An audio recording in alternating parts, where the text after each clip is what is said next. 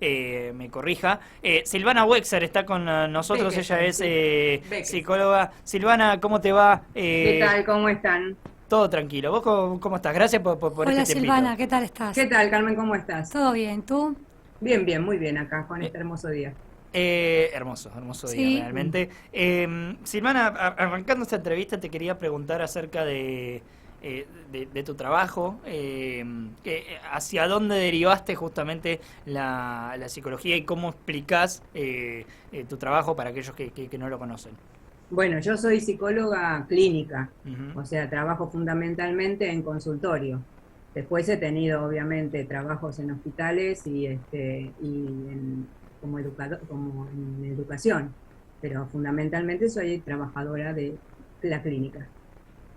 Claro. Y te has variado o te has derivado, entre comillas, hacia lo que es el análisis de las masas, de cómo se comporta, Sí, o en realidad, explícamelo vos mejor, porque no quiero meter la pata en este caso, no, no la metes. cómo se comporta una persona en particular en sociedad, vendría a ser ante ciertos estímulos. Bueno, primero tenemos que entender que para entrar en la sociedad tenemos que hacer, digamos, desde el punto de vista psicoanalítico, una represión de todos nuestros impulsos más sádicos o los más agresivos. Ujú. Eso es lo que nos sociabiliza y nos incluye en la cultura. ¿Se entiende lo que estoy diciendo? Ustedes me Sí. paran si no. O sea que para que cuando nosotros vamos educando al niño, le vamos poniendo pautas morales y culturales para determinada cultura, o sea, para determinadas sociedad. Hay algunas que son diferentes que las otras y bueno, se va incluyendo en ese sentido.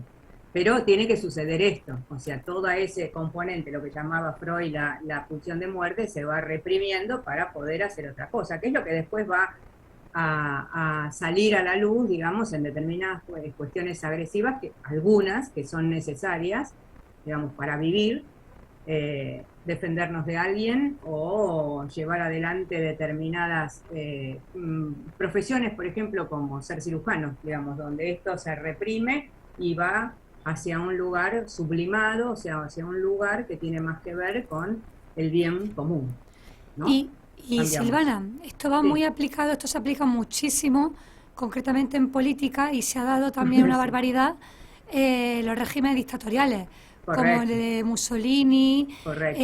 sí, el de Hitler, de Franco, el de Cuba, según se califica dictatorial o no, pero se ha dado un montón, se ha dado un montón. ¿A qué crees que es debido a que una sola persona tenga esa capacidad para convencer a una masa de vivir un régimen que no está bien? Porque ninguno de esos regímenes fue exitoso.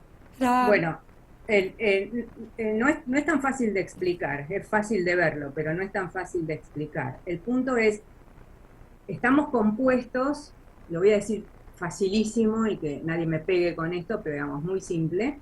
Eh, estamos divididos en lo que se llama un yo ideal y un ideal del yo. Ese ideal del yo nos lleva a hacer lo que, o a pensar o a sentir qué es lo que querríamos ser. Esa situación que tiene que ver con la identificación y es como vamos aprendiendo, digamos, a lo largo de nuestra vida, nos identificamos con mamá, después nos identificamos con vaya a saber quién, y así vamos tomando partes de cada uno para poder armar y fortalecer ese yo. Por momentos puede lograr una desviación, digamos, una dificultad y esa parte en donde ya no estoy mirando a un semejante o a alguien que está cercano, ya empiezo a poder mirar más allá y busco a alguien que represente ese lugar. Y ese ideal del yo, eso que me gustaría ser, se reemplaza por esa otra persona. Y ahí es donde empieza parte del lío, ¿no? En Sí. donde se corre el pensamiento, se corre ese lugar de aprendizaje, de identificación, para casi llegar a un lugar de idealización. Para algunos autores es idealización, para otros no tanto, no importa eso. Pero digamos, se corre y se idealiza sobre eso y bueno, vamos todos a ese lugar. Eh, eh, se borran los límites, digamos, esto es lo que pasa. Entonces lo único que se piensa es lo que dice esta persona o este líder. Y ahí es donde van. Los demás, los que no son partidarios de eso, quedan afuera. Claro. Y ahí comienza esto de las pequeñas diferencias, lo que Freud hablaba también del narcisismo de las pequeñas diferencias, donde las guerras y y esto se puede ver también, o sea, las grandes complicaciones severas entre semejantes, ¿no? Entre el pueblo amigo, o sea, en general tiene más que ver con el pueblo de al lado, el que es el dejado de lado, o el corrido, o el que, esa pequeña diferencia que hay entre lo que yo soy y lo que tiene el otro, y ahí voy, ¿entiendes? Sí, Carr recién nombraba ejemplos más de índole dictatorial o sí, fascista, también. Vos hablabas justamente de esto de buscar un líder, entre comillas, o encontrar una referencia a ese yo que se quiere ser. Este análisis que vos haces se lo puede correr incluso de estos hacerlo. De estos tipos de gobiernos donde el papel de un líder es predominante, pero en otros tipos de gobiernos, en otros tipos de ideologías políticas, se puede utilizar incluso el mismo concepto de ver representado en alguien los ideales. Sí, totalmente, porque, o sea, como todas las cosas en el psiquismo, digamos, están en grado, ¿no? O sea, que un chico, que uno mismo se identifique con alguien que le gusta y que puede aprender cosas, es saludable. O sea, bueno, está bárbaro. O sea, si yo estudio psicoanálisis, bueno, entonces Freud es un referente, Lacan es un referente, por ejemplo. Eso está bien, porque me permite sumar conocimiento, estar más cerca de mi teoría, etcétera, etcétera. Ahora, si yo el límite se borra tanto que pasa a ser de una identificación de esto de, bueno, voy a aprender más o me gustaría ser como tal, se borra y es casi un enamoramiento, una idealización, ya ahí pasamos para cualquier lado, o sea, seguimos ese límite, lo ampliamos y en ese punto va para cualquier lado. No sé si te respondo. Sí, a mí me gustaría que relacionase este movimiento con la dictadura de Videla, por ejemplo, en Argentina. Claro.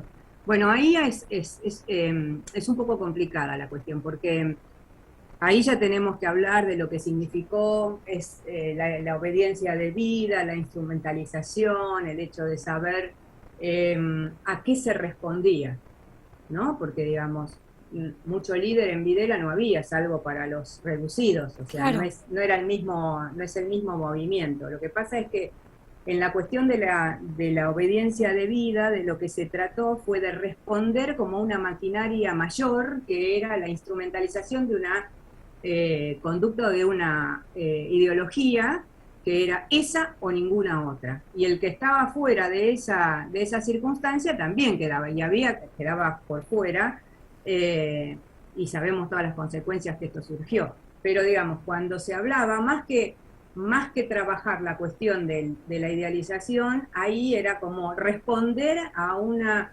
situación mayor. Y cuando uno investigaba sobre estos temas y con las personas, y digamos, la verdad no me tocó investigar a Videla, pero digamos, para abajo, en pequeños, en los que eran instrumentos de todo esto, fue el sentimiento de formar parte de semejante maquinaria, era lo que les constituía identidad. Dentro de... No había pregunta de nada. Dentro de las investigaciones ¿no? que se hacen, o los análisis que se hacen sobre ciertos líderes políticos, ¿quién, a tu parecer, te sorprende un poco por, uno, el mensaje que da y cómo ese mensaje termina chocándose un poco con esto que hablabas, ¿no? Con la voz de la búsqueda de un líder, de ser un faro de referencia, si se quiere, a ciertas ideologías. ¿Con quién te has encontrado como esa disyuntiva entre el mensaje y lo que realmente representa? Puede ser de la política nacional, de la política internacional, alguien que a vos te sorprenda en este caso. Mira, sinceramente estoy un poco contaminada en este sentido porque cualquier régimen totalitario no me gusta. Y cualquiera que lleve adelante un régimen totalitario menos. Entonces no puedo comprender eso, porque digamos, el régimen totalitario lo que te lleva es a no permitir pensar, a no permitir optar, a que yo no pueda decidir. A que piensen por ti. Claro, exactamente. Entonces, es cierto también que el hecho de cortar cabezas, en el sentido de cortar cabeza literal de educación, el hecho de no permitir la enseñanza del pensar, la enseñanza de la educación, la enseñanza de discernir sobre distintas cosas, nos lleva a esto, claramente. Digamos, a que, bueno, viene todo impuesto, como una sociedad muy paternalista, en donde nos tienen que decir qué hacer, cómo hacer, de qué manera hacer, y no podemos ser responsables de nosotros mismos. O sea, esto con la pandemia también se notó. Digamos, sí. Si uno lo ve todo el tiempo, no, bueno, no importa, yo lo vi claramente con los chicos más jóvenes cuando hacían las clandestinas y todo, bueno, no importa, qué sé yo, bueno, pero en esta dificultad casi que viene del seno familiar, en donde el chico se golpea con la mesa, y vos le decís, mala la mesa, digamos, en ese punto vos ya estás descentralizando la posibilidad de responsabilidad, no solamente la responsabilidad de que yo pague las cuentas, o no sé, no estacione el auto donde no lo tengo que estacionar. Simplemente la responsabilidad está de pensar y decir, che, ¿qué tenés que ver vos en esto? ¿Por qué te estás golpeando? Está bien, no se lo vamos a hacer a un chico de 2 años o 3 años, pero la realidad es que empieza desde ahí. Empieza desde ahí. Entonces, al armar todo esto como una catarata, y tenemos gente que no piensa. Y esto se ve muchísimo. No sé si hay alguien en particular, creo que hay muchos. Este es el problema. Eso te quería preguntar, Silvana. A ver, como siempre se ha dicho, el hombre es un animal social. Entonces, como que ¿tú crees que lo que es el término de psicología de masa, de imitar lo que hacen los demás solo por estar dentro de la normalidad, la aparente normalidad sin saberlo, es mayoritario o minoritario a la gente que tiene un pensamiento propio? No, la gente que tiene un pensamiento propio es distinto. ¿Pero es distinta o un menor porcentaje? Bueno, a veces me preguntan estas cosas, yo no puedo decir en un psiquismo 100%, 0%, digamos, y puede haber ambivalencias, pero la realidad es que la posibilidad de pensar es la clave de tener otra sociedad. Eso es una realidad. Y de que se haga espacio a eso, ¿no? ¿Dónde reside esa capacidad? ¿En la educación? Yo creo que es fundamentalmente en la educación y en esto que te decía antes, que tiene que ver con poner mi vida en función de que otro haga por mí. Sí, y aquí en la Argentina, bueno, lamentablemente hay mucho de ese caso, sí, sin ponerle un color político, porque la verdad es que pasa No. ¿Dónde pensás que empieza el error justamente de esto, o la falla comunicativa en la educación, como para generar este pensamiento crítico, este pensamiento propio de cada una de las personas? Creo que tiene que ver, por eso te decía, creo que tiene que ver fundamentalmente, empieza por la casa, porque muchas veces se le pide a los docentes que trabajen sobre esto, y la realidad es que los docentes tienen, me parece a mí, tienen que trabajar sobre la instrucción. Después la educación emocional viene de la casa. Claro, a mí se me viene, hablando de los docentes, se me viene a la cabeza, creo que lo habremos visto todos, cuando eres pequeñito, estás ahí, y luego hay en tu colegio alguien que dice una respuesta errónea o algo, y como que empieza a reírse 2 o 3 personas, y al final acaba riéndose toda la clase. Claro, entonces creo que eso como que se empieza se empieza a ver mucho desde niños. Los niños, una frase dicha, pero es cierto, los niños pueden ser muy crueles, pero no es porque los niños sean crueles, sino porque los vuelven crueles, creo yo. Los niños pueden ser crueles porque tienen derecho a ser crueles, digamos, por eso los tenemos que sociabilizar. O sea, esto no quiere decir domesticar, los tenemos que sociabilizar. Tienen que entrar a una cultura y tienen que aceptar determinadas pautas de una cultura. Esto es así para cualquier sociedad que se precie de cierto grado de inteligencia, madurez y todo lo demás. No quiero hacer un chivo, pero a fin de año sale mi libro sobre todo esto. Pero, sí, tal cual. Pero, digamos, el punto pasa porque esto, por crear y criar responsabilidad subjetiva, es decir, responsabilidad de nosotros mismos. Que nosotros mismos nos hagamos cargo de las cosas que hacemos, las consecuencias, de por qué podamos pensar, y que si nos equivocamos, nos equivocamos. Y cuando a un chico le dicen tonto o empieza a pasar toda esta historia del bullying ahora que se ve cada vez más, porque estas pulsiones están cada vez más sueltas, digamos, y menos control tienen, porque lo vemos desde cualquier lado, lo vemos en la tele, lo vemos en cualquier lado, que el mundo se pelea y cualquiera puede decir cualquier cosa, o sea, no hay ningún tipo de limitación. Bueno, en este punto es lógico que estas cosas pasen, no es raro, digamos, estamos desencadenando en lo que está sucediendo, en cómo criamos, en cómo protegemos, en mantener las libertades individuales, en tener terceros de apelación, claramente como en la justicia, o sea, bueno, ¿a quién voy a responder? ¿Quién me va a ayudar de esto? Mira, yo vivo en una casa, cuando me estacionan en la puerta y ahora tengo la app que me dice que puedo hacer la boleta, yo me siento mejor.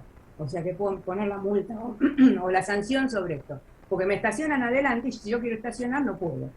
Entonces ya el hecho de sentir que tengo cierto nivel de garantía, si querés, bueno, eso favorece. No hablo de una garantía de puedo hacer cualquier cosa, sino que el hecho de sentirme protegido me permite ser un mejor ciudadano también. Claro.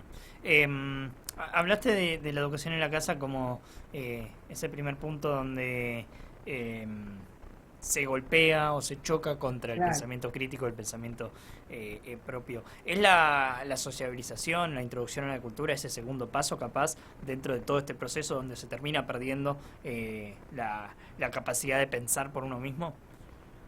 Cuando yo me refiero a introducirse en la cultura, no me refiero a la cultura de los libros. Me refiero a la de los modos, la sociedad, de las medidas, lo que se puede y lo que no se puede hacer dentro de determinada sociedad. No es lo mismo acá que en África o en India o en no sé dónde. O sea, claro. Esto no lo digo yo, está estudiado. Pero sí, digamos, se trata de poder empezar a perder el miedo a los chicos, a no sentirnos juzgados y aprender, pero no llenos de información. No es la información lo que necesitamos. Lo que necesitamos es el hecho de poder pensar, literalmente poder pensar. Claro, pero discernir.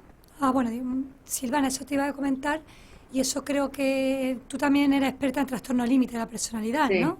Bueno, a ver, hay ciertos comportamientos, patrones sociales que se esperan del ser humano en general, cómo se comporte, por ejemplo, no sé, tema de si está almorzando, bueno, igual en la cultura árabe tienen como, si te ha gustado el almuerzo, eructar después. Hay muchos patrones, pero según culturas, pero por ejemplo, tema en la sociedad occidental, como que se esperan ciertos patrones de conducta, como que no puedes ir también a comer y quitarte la camisa o esto. Pero luego están ese tipo de personas que tienen enfermedades mentales, como que pierden como una especie de filtro y no tienen como esa capacidad de desarrollarse socialmente. Correcto. Sí. Eso es cierto también. Sí, claro. Entonces, esas personas no serían carne de psicología de masas para nada, ¿no? Acá otra vez estamos en la dicotomía esta. Cuando uno trabaja sobre lo que es obediencia de vida, no quedaban exculpados por su patología psíquica. Claro. ¿Entiendes? Sí. No, eso no quedabas afuera. O sea, siempre hay cierto grado de responsabilidad sobre las cosas que uno hace y en los trastornos límites también, porque no es que está perdido el discernimiento, no es que está totalmente borrado.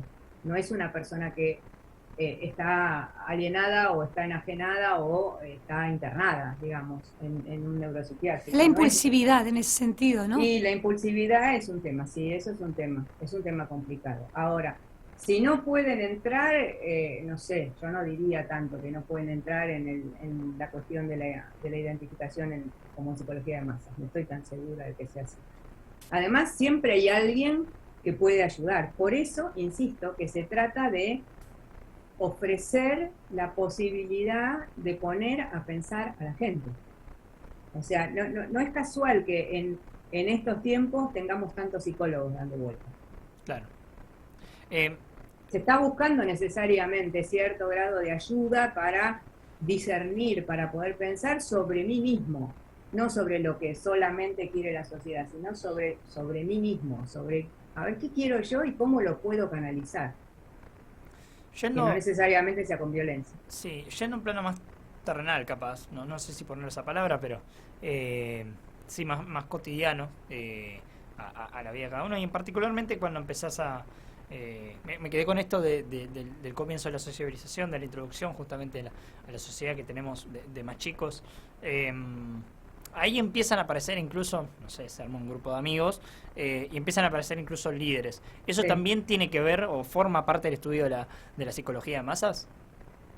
Eso forma más parte de la psicología de grupos, pero insisto, todo es cuestión de un gradiente. Uh-huh. O sea, lo llevado al extremo, yo soy el chivo expiatorio y voy a ser siempre, ¿sí? O sea, puedo cambiar esa posición. Claro. No necesariamente la tengo que tener siempre. Puede ser que se haya instalado así, pero me puedo poner a pensar sobre eso y decir, a ver, ¿por qué yo estoy recibiendo este palo? Y Silvana, yéndonos a un punto ya más actual, concretamente en vuestro país, ¿cómo describiría, tú dirías que también Argentina políticamente vive una especie de psicología de masa? Y bueno, eso es, qué sé yo, no sé, no puedo decir exactamente eso. Tendría que tener muchos elementos para poder ser, digamos, fiel. Lo que digo es, esto es un fenómeno que se da. Uh-huh. O sea, tendría que agarrar una muestra y empezar a estudiar esto, pero es un fenómeno que se da, esto es una realidad. ¿Se puede pensar a la política sin la psicología de masas? ¿Existe una manera? Porque después de todo, No sé, bueno, la política o el político Claro. apunta a convencer, Por supuesto. La retórica también. Sí, a ganar votantes, Sí. lo que sea. ¿Se puede pensar la política sin la psicología de masas o son Los políticos inalienables? fueron criados en esta sociedad, Claro. forman parte de ella. Entonces estamos todos imbuidos en esta cuestión. O sea, ¿cómo hago para pensar a uno por fuera de todo ello? Me parece medio difícil, ¿no? Claro. Sí. Es difícil. Es un asunto complejo, la verdad, bastante, sí. No quiero ser extremista, o sea, y quiero ser esperanzadora en este punto, pero la realidad es que formamos parte de los mismos políticos que nos están gobernando estuvieron criados en el mismo jardín que fui yo, o uno parecido. Entonces, algo pasó ahí para que esto suceda de esta manera. A eso voy. Me parece que la visión tiene que ser un poco más desde arriba para poder observar qué es lo que funciona. De verdad funciona y por qué pasa esto que pasa. Y hay una película muy popular, no sé si la habrás visto, dirigida, protagonizada por Woody Allen, que se llama Zelig, Sí. el hombre camaleón.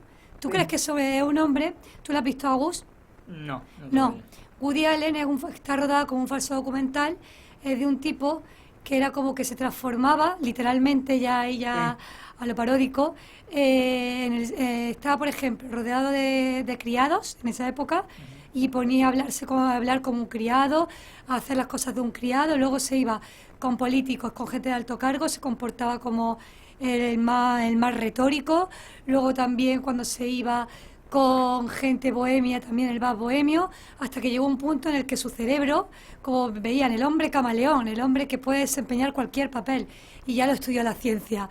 ¿Tú crees que esa película, concretamente Silvana, es un ejemplo de lo que es la psicología de masa de una persona que está tan obsesionada con encajar y con gustar, que realmente adquiere la capacidad de transformarse en todo para complacer a todo el mundo? Creo que, no sé si eso entra directamente en lo que se circunscribe como psicología de masas, pero sí creo que eso pasa, digamos, no al extremo que lo ves en la película, pero sí creo que eso pasa. Hay un montón de gente que necesariamente y por su dificultad interna de no encajar, como decís vos, o no, o pertenecer, o la falsa, una limitada autoestima, bueno, hace cualquier cosa por estar en un lugar, sí. Sí, creo que además hay ejemplos bastante vistos.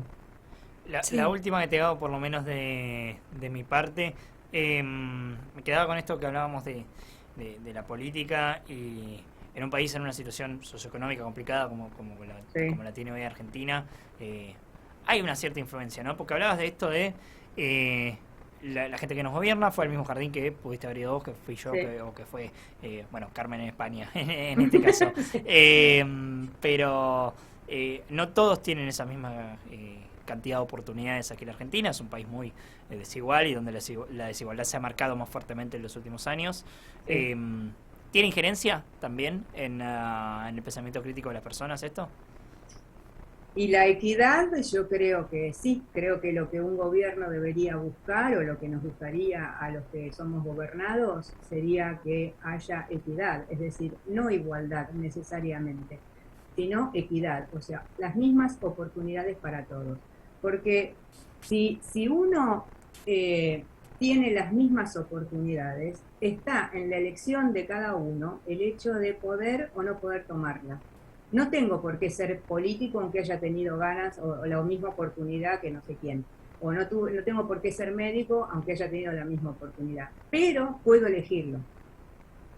Claro. Silvana, muchísimas gracias por Gracias este tiempo ustedes, que te has tomado para charlar con nosotros. Muy interesante, realmente. Y un poco también de introspección a cómo funcionamos nosotros en sociedad. Silvana, abrazo grande y Muchas muchísimas gracias, Silvana. Un abrazo. Gracias a ustedes. Les mando un besito. Igualmente para vos. Silvana.